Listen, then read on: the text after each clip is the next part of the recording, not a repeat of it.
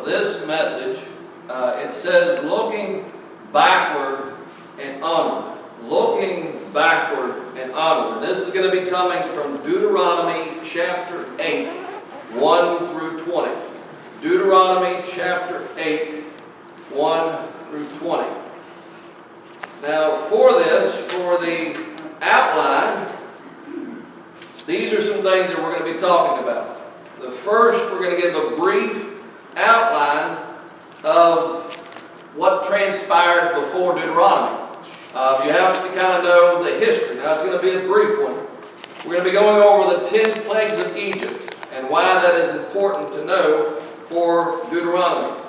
A new beginning. When Israel was first starting out, how they became Israel and how they joined together, living in bondage, and then becoming Israel as a nation, as a called nation of God. And then we're going to be going over the 10 Commandments and why it's not just the 10 Commandments that is important. And then, of course, we're going to be going into our text of Deuteronomy chapter 8, 1 through 20. So just kind of a brief overview of this. That is bondage, Moses being called, and then, of course, the 10 Commandments. So the first bit of this is going to be a brief history. Now this brief history is understanding the saving hand of God through Moses. The saving power, the saving hand of God through Moses. Now, a little bit of a history, since it is brief. There was bondage in Egypt. Bondage in Egypt. This is when Israel was going through a great trial. They were beaten, they were put into slavery, and before the time of Moses came, they actually was killing. If it was a male child, they would kill them. So there was enslavement of Israel. They was forced to work. And then we have Moses called, or God calls Moses. Now this is not till after he killed an Egyptian. This was after he killed the Egyptian, and then he went into he was in the desert, he saw this tree burning, and then he was called of God. And then Moses comes before Pharaoh. So the very people that he was there to save, he comes before Pharaoh himself. Now Pharaoh was the one that raised him, was the one that built him through. So a Pharaoh-like person. And he came before Pharaoh. Now, why is all of this important? To understand that, the importance of that, we go to the next slide. The 10 plagues of Egypt in the Bible. That's Exodus 7 to 11. Now, we're going to hit on this briefly, and it goes over. All of this comes from Exodus. This was after they left. The first plague, of course, was the blood. The frogs, the gnats, the flies, the dead livestock, the boils, hail, locusts, darkness, and death of the firstborn. And to better understand that, this is a picture view of that. Those are all the plagues. Now the importance and the reason behind the plagues, why we need to know about them, is reason for the plagues. Now the first one was Happy. That was a water turned to blood. Happy was in charge of the Nile. It was in charge of the water. Frogs coming from the Nile was Hecate. Lice from earth's dust was the goddess Geb. Swarms of flies was Herpy. Death of the cattle and the livestock was Hathor. Ashes turned to boils and sores, that was Isis. Hail in the form of fire was Nut. Locusts sent from the sky was Seth. 3 days of complete darkness was Ra, goddess Ra. And death of the firstborn, that came from Pharaoh. Now, why is all of that important? There is geological proof of the goddesses existing during this time. most of the things you can see here uncovered. They were goddesses worshipped by the Egyptians. And the reason why I say that they were worshipped from the Egyptians, we're going to get into that very soon. Now, a new beginning. So out of this bondage, out of what God did in these plagues, showed that God has the ultimate power over all of these false gods. Now, a new beginning. So they're rescued from idol worship, worship from this false gods, from bondage to wandering. Now you would say, well, why would God save somebody from this false gods? Why would somebody save them from that and put them into wandering? Well, that's a question that we're going to answer. First thing they did in the new beginning was they left Egypt. They left Egypt. Now, it wasn't until Pharaoh caused the last of the 10 plagues when he called for the death of the firstborn. Then it was another thing on the list of new beginnings was the crossing of the Red Sea. It wasn't completely out of Egypt because during this time, Egypt chased them down. And then, of course, we have, where we're at now, 40 years of wandering. So the reason why that is a lesson that we need to learn from this is because we need to understand where they were and where they are now. Now, to kind of give some structure to these new people that are wandering, they gave the 10 commandments. And now the first one, of course, is thou shalt not have any gods or no other gods before me. That was Exodus 20, verse 3. Thou shalt not make unto thee any graven images. Thou shalt not take the name of thy Lord thy God in vain. Now, the first two was directly tied to worship of idols, which they just was rescued from. And then they says, thou shalt not take the Lord of thy name, shall not take the name of the Lord thy God in vain. And then, of course, remember the Sabbath, honor your mother and father, not murder, not commit adultery, not to steal, not to bear false witness, and not to covet your neighbor. Now, all of this comes from Exodus. So we understand that they're free, and all of this was statutes for them. I don't know if you've noticed, but 10 Commandments, one of my favorite movies. This is probably the best rendition of the 10 Commandments. Anybody that ever saw that movie? It's a great movie. All right, so the next part of this is understanding there was more to the law than the 10 Commandments. One thing that we forget, Israel was in bondage and now they're free. It's like a child leaving the house for the first time. Now, as in bondage, they were told what? Everything about their life. From the moment that they got up to the moment they went, they were told and they were instructed on everything they had to do. Now they're free of that. They're free of all of that control. Israel influenced by false gods. They were around 9 of the plagues. 9 of these people was influenced into their lives. It was something that they were accustomed to. Now some of those gods was hard to pronounce. But Ra, for example, is not. That's the sun god. So all of these gods they were accustomed to and they knew them. But they did not know God. That's this third point there. Third point. They did not know God. They knew all of these other gods, but they didn't know God. That was the one person that they didn't know, and they did not know the world around them.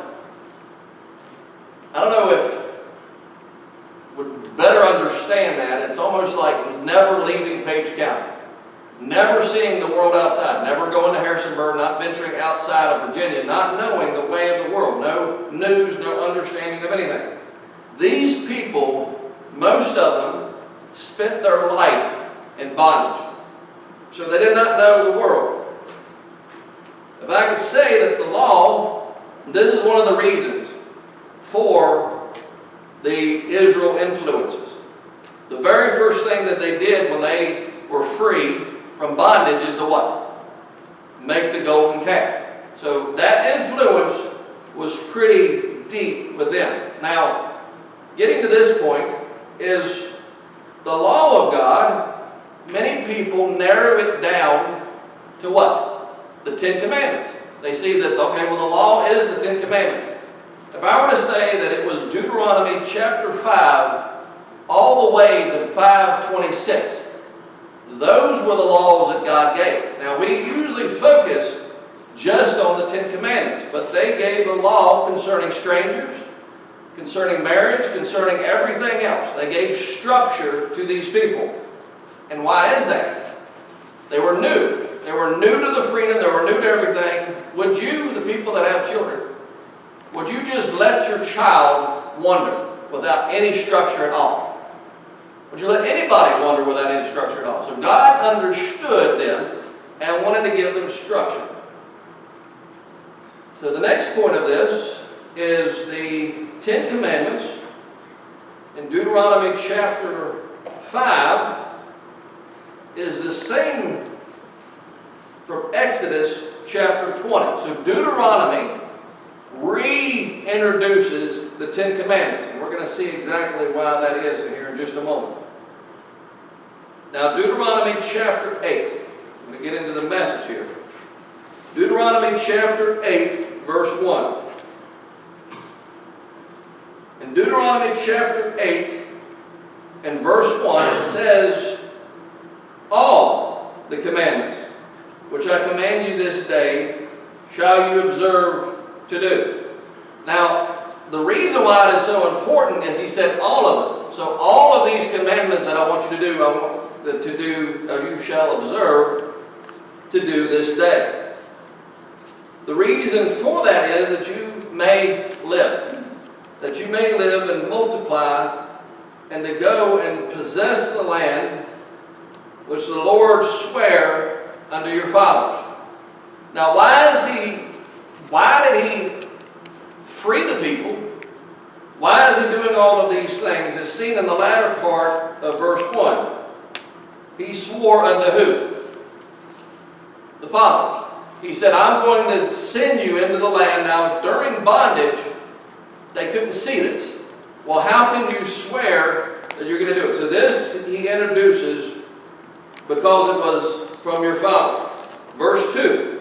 And thou shalt remember all the way which the Lord thy God led thee these 40 years in the wilderness. Now this is where we're going to go into the reason why it is important to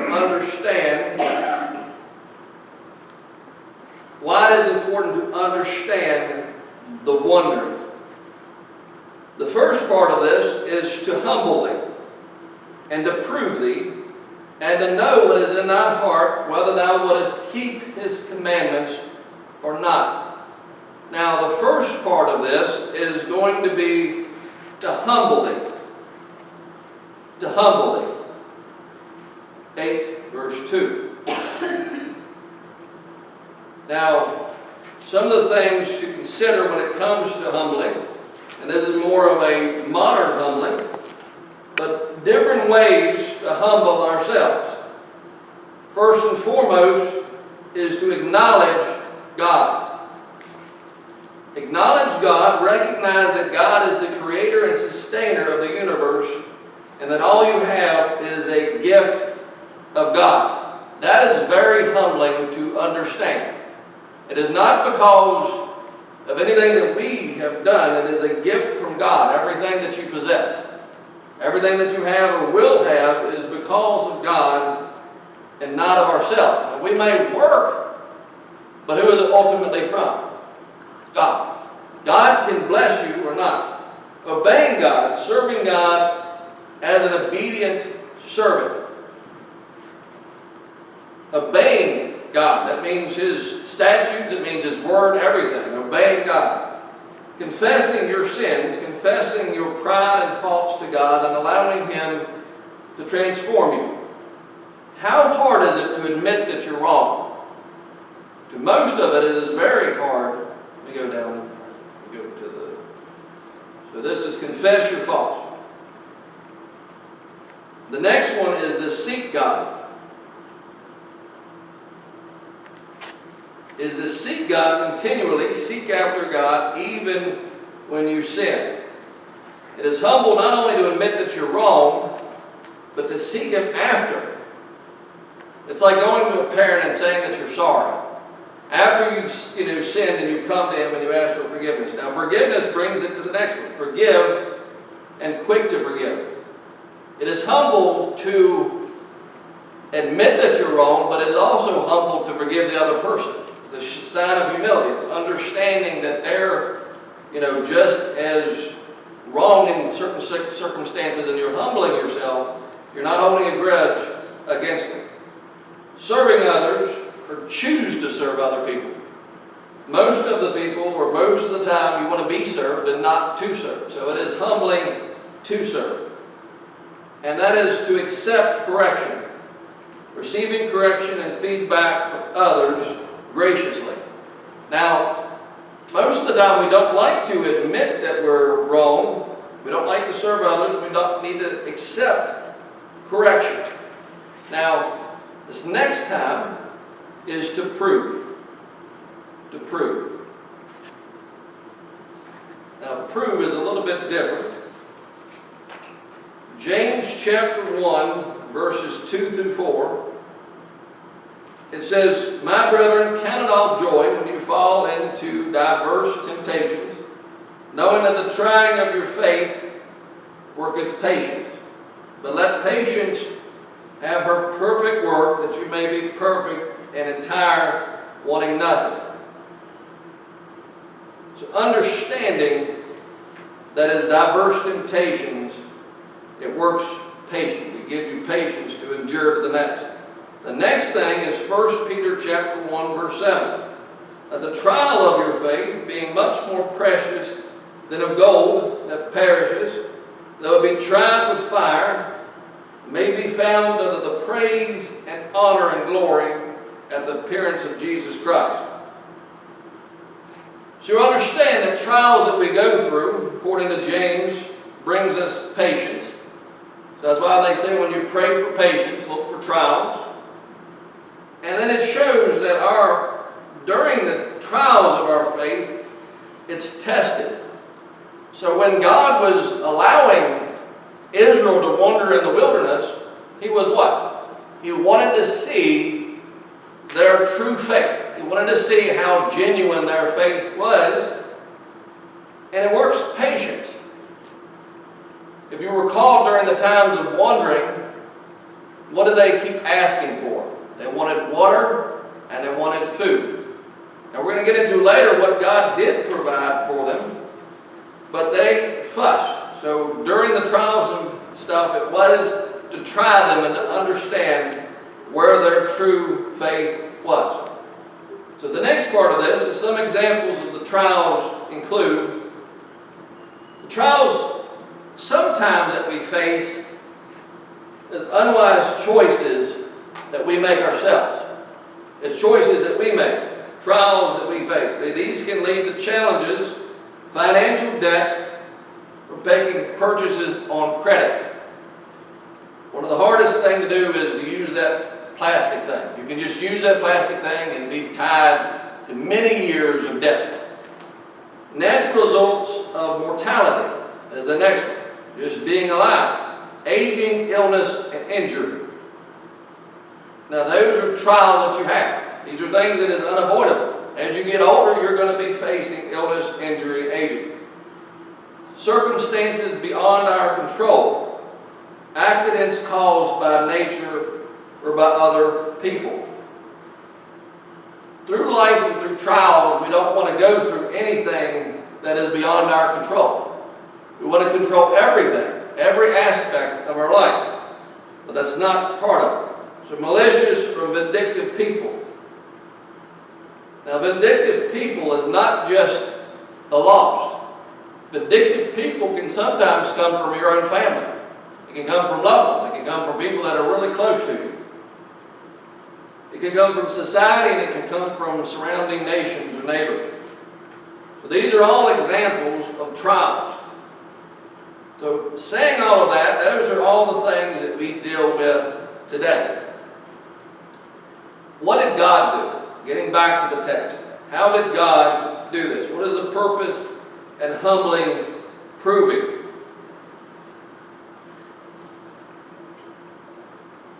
For this, to know what is in thine heart.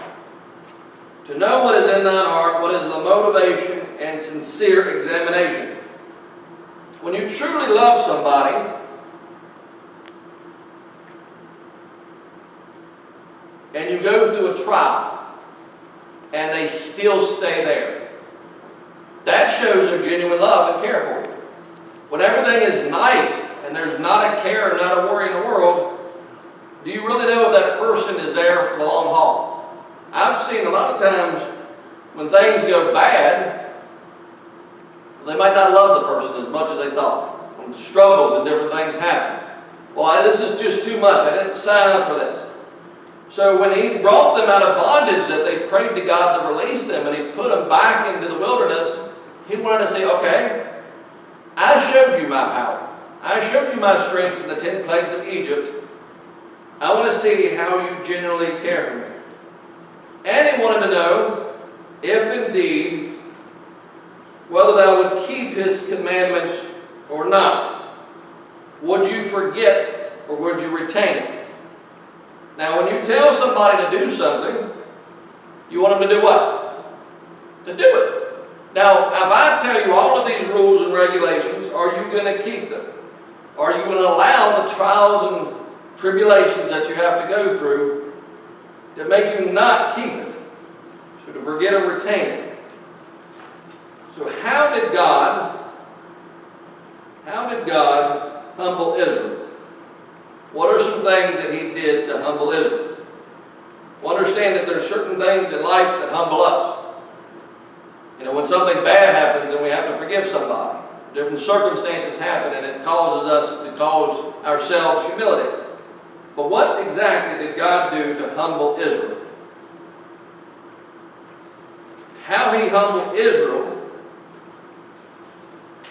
is found in verse 3. It says that he humbled thee and suffered thee to be hungry. One of the worst things that you can do is hold food from somebody. Now, if you look back during the time of Jesus, in 40 years or 40 days wandering in the wilderness before Satan finally came to him, what was Jesus? He was what? Hungry. And Satan waited to that prime time when Jesus was really hungry, and Satan said, why don't you just make that bread or make that rock into bread? So he suffered them to be hungry. Now, another aspect of this, found in verse 3, he fed them with manna. He wanted Israel to rely on who? God. He said, I'm going to feed you. I'm going to feed you. I will give you what you need. But they didn't know. This is whether thou knowest not, neither did thy fathers know. So it's not something that the fathers could tell them. It's not something that manna was even known about, even to them. So that they might make thee know that man does not live by bread alone, but every word that proceedeth out of the mouth of the Lord doth man live. Now they wanted Israel to rely on who? First and foremost, God. God was supposed to be the very first thing to hear, and knowing that when they needed hunger, God fed them. So God's protection for Israel. God's protection and care for Israel. Deuteronomy 8:4. How did he protect them? Thy raiment waxed not old upon thee, neither did thy foot swell to these 40 years. Now, keeping clothing and a foot not to swell, bring it to the next one, something that Israel needed to understand. God can preserve your clothing. He can preserve you. Now, it wasn't as if clothes went bad for a day or two. How many years was it? 40 years. 40 years the clothing didn't get bad. God watched over their health so He can preserve you. So He can preserve you and protect you. Those are the things that we need to understand from that. Now, hunger was something that He was going to give them, but He needed them to understand that God ultimately understood them and was there to help them. To reflect on the reason for the correction or for the punishment. Verses 5 and 6. Deuteronomy 8, 5 and 6. It says, Thou shalt also consider in thine heart, that as a man chasteth his son, so the Lord thy God chasteneth thee. Therefore, for this reason, thou shalt keep the commandments of the Lord, and to walk in His ways, and to fear Him. Consider in your heart. Now that's after saying that I preserved your clothing. That was after I gave you manna. That was after I kept care of you through manna, through different things. And He says, consider in your heart, the Lord loved you like a father and son. Now He says, I'm going to chastise you, but I want you to walk in my ways, and I want you to reverence me. I want you to understand me. And for this reason, the promised land, a look to the future. Now, when you were growing up, I don't know if before you were punished, if they were told to you exactly what you would get from a punishment. You know, if you do this, I won't do this to you. I don't know if anybody ever said, like, if you obey, you'll get treats. I don't know anybody got treats when they got older. Did you get treats or did you get candy? Anybody got treats or candy when they did good? Nobody? Okay, I must have been spoiled as a child. But so this is like, okay, so I'm going to do as a child, but for the Lord thy God bringeth thee into a good land, a land of brooks of water, of fountains and depths that spring out, of valleys and hills, a land of wheat and barley and vines and fig trees, pomegranates, a land of oil, olive and honey, a land wherein thou shalt eat bread without scarceness, that thou shalt not lack anything in it, a land whose stones are iron, and out of whose hills thou mayest dig brass. When thou hast eaten and art full, then thou shalt bless the Lord thy God for the good land which He hath given thee. So He is telling them, look, I pulled you out of Egypt. You called for me and I protected you. Now, you may have wanted food, so I gave you manna. Now, I'm going to chasten you if you do wrong. But if you obey my voice, then you're going to get a blessing. But this is to look forward to. This is something in the future that I'm going to give you. So, during this time, you may struggle. And this wilderness, just to try you, to see what's in your heart. But there is going to be a blessing. Unlike you ever know. This is going to be a promised land for you. Now, saying all of that, a warning not to forget. So this is something to look forward to, but this is what you should not forget. Deuteronomy 8, chapter 11. Beware that thou forget not the Lord thy God. How to forget it? In not keeping His commandments and His judgments and His statutes. How are you going to forget the Lord? By not doing what He says and not doing the judgments and statutes that He gave you to do. When you forget about what your parents say, the very first thing that you do is what? You forgot what they commanded you to do. I want you to do this when you go out in the world. I want you to do this, I want you to obey this, I want you to go through all of these things. And when you forget, you don't keep what they have to say. And this is the same thing that He's speaking to about the house of Israel. Which I command you this day. I want you to pay attention. I want you to understand what He's saying here. The blessings of God. Verses 12 and 13. Why you should not forget about God? It says, lest when thou hast eaten and art full, and hast built godly houses, or goodly houses, and dwelt therein, and when thy herds and thy flocks multiply, and thy silver and thy gold is multiplied, and thou shalt haste, what thou hast is multiplied. So, when you're being blessed, 14 through 16. Then thine heart be lifted up, and thou forget the Lord thy God, which what? Brought thee forth out of the land of Egypt, from the house of bondage. This is God that brought you out of the land of Egypt. This is the person that brought you out of bondage. This is the person that opened up the Red Sea. This is the person that gave you the commandments, is going to bring you into the promised land. This is the person that fed you with milk and honey. This is the person that will bring you into the new land. But after all the blessings that God gives you, your heart be lifted up, and that you forget God. We look at this and we see Israel, but how quickly are we when we get blessed? When you get blessed out of everything that you ask for, and you forget God. Most of the time we forget God a whole lot easier than this without being blessed. Now, not giving it away, but did they forget God? Did they forget God when they went into the new land? Did they forget everything that God gave them? Yes.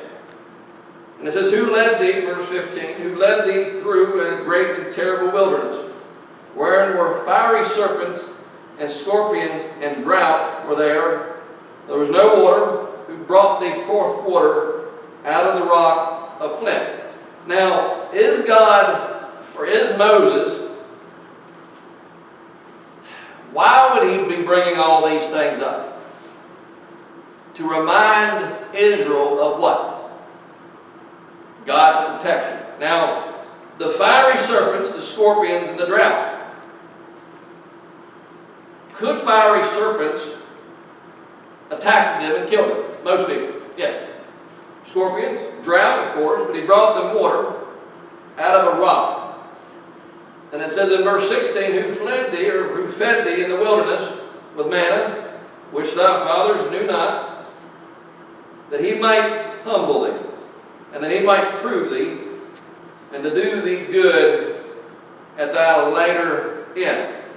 So, I know that I introduced this too soon earlier, but understanding and not forgetting where they came from, and who protects them, and who watches over them, and understanding that during humility and times that he's trying to prove them, and all the things that they need to go through after forgetting God and turning from God and all of these things, there's good at the later end. I remember there was times in my life, of course for my grandmother's sake, I remember there was times that my grandmother, Nana, she was rough. And I remember even to this day some of the things that she told me, even back then. And it carries with you. Why? Because she was there for me during the hardest times. I could tell you when I lost my job a few times, and one time in particular, I didn't have any money. My grandmother gave me money without even a question. Now, I was supposed to use the money correctly, but there was times in life that you remember the people that are there for you the most. And for this instance, who was there for Israel the most? God was. So God is saying, at this later end, now you might go through the wilderness, you might go through hard times, but at the later end, it'll be a blessing. 17 and 18. And thou say in thine heart, Deuteronomy 8, 17. My power and my might, my hand, have gotten me this wealth. My power and my might and my hand have gotten me this wealth. Now we need to understand that as Moses is saying this, this will come to pass. That land will happen. Those houses will happen. Those vineyards and all of these things will happen. And he is saying that you will say in yourself that my hand has gotten me all of these things. Now one of the things that we need to understand is wealth comes from who? God. Wealth comes from God. Doesn't come from us. So who? But thou shalt remember the Lord thy God. Verse 18 says it. For it is he that giveth power to get wealth, that he may establish his covenant, which he sworn to thy fathers, as it is this day. So he's reminding them that power to get wealth is of God. And he reminds them again, it is a promise that I made to your fathers. It is a promise that I made to them that all this is going to be coming to pass. Verse 19.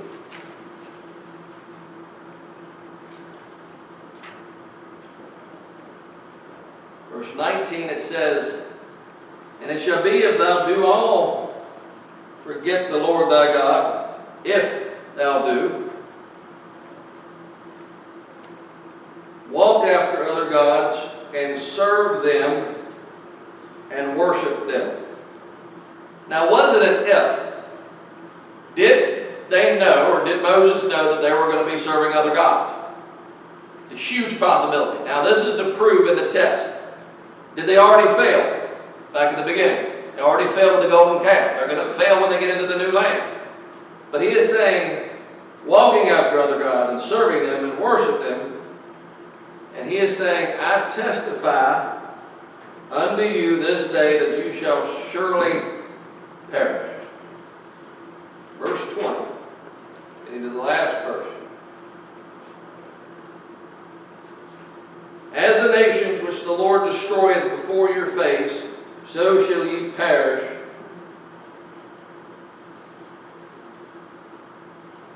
Because you would not be obedient unto the voice of the Lord your God.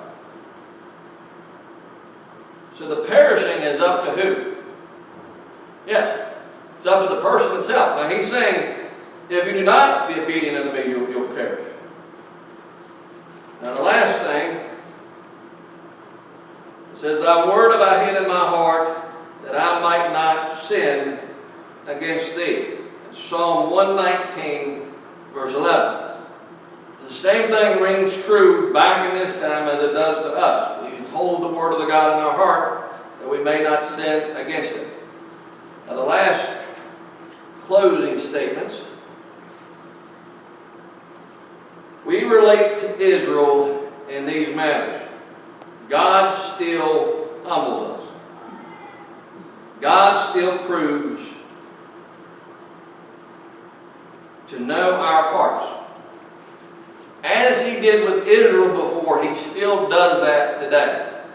And we might not like the humbling, we might not like the proving, but that's his ultimate thing. He wanted to see what was in their heart, and he does the same thing to us even today.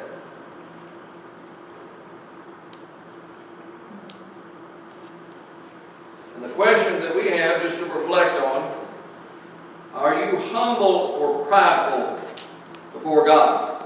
Like Israel, when they were faced in saying that I got everything because of my own strength. I did all of this on my own.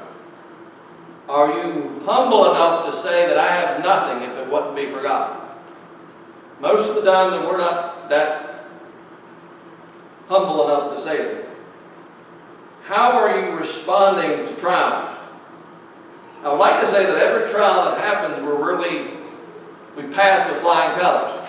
But how often when we go through a trial do we thank God for it? We don't normally thank God for it. We usually complain to God. Do you question God? We know that Israel questioned God. Do we question God? When we go through trials and tribulations, are we worse or better than the people here in Israel? We're not. When we're hungry, when we're thirsty, when we go through different things that we go through, do we remember our bondage?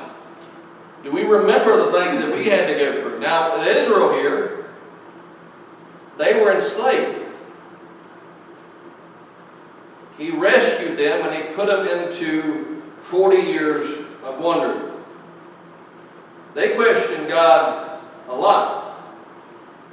But when we go through trials, too often we're full of questions. And this is one of the things that another one is do we turn away from God? When we don't get the right answers. When we don't get the answers that we seek, do we just say, you know what, I'm done asking questions? Because most of the time when He doesn't answer you is because you're in a what? Trial. He wants to see what's in you. So when you ask God, why is this going on? Why am I going through all of these things? And He doesn't answer you, it is because He wants you to understand that He's trying to prove you. He's trying to humble you. He's going to see, where is your heart? Where is your faith? You know, it's one other thing, I think it was off of the movie God's Not Dead. It says that the teacher is often quiet during the test. One of the best quotes in that movie. Do you thank Him for the grace and His protection? During trials and tribulations, we don't thank Him for what He did. Like the people here in Israel, their clothes was fine, their swelling was off, they got manna from heaven, they had this promise of a promised land, and yet they continued to do it. And even when they got into the promised land, they even went after other gods. So are you thankful for His grace and His protection? So these are some questions. Are you humble and proud before God? How are you responding to trials? Do you question God? Do you turn away from God? And do you thank Him for the grace and protection that He gives you? As a way of recapping all of this, there's bondage, there's victory, there's escape. God commands us to do something, but there's wandering. And oftentimes, we feel ourselves going through similar things. There's bondage, there's adversity, there's problems that we face. We get rescued from them, and God gives us direction on what to do, and yet we feel as if we're wandering, without any kind of answer, without anything. And that's often where we feel ourselves. But we often forget God, as Israel did many times in the wandering, and even when they got into the new promised land. The message to the camera is, what is your view of God?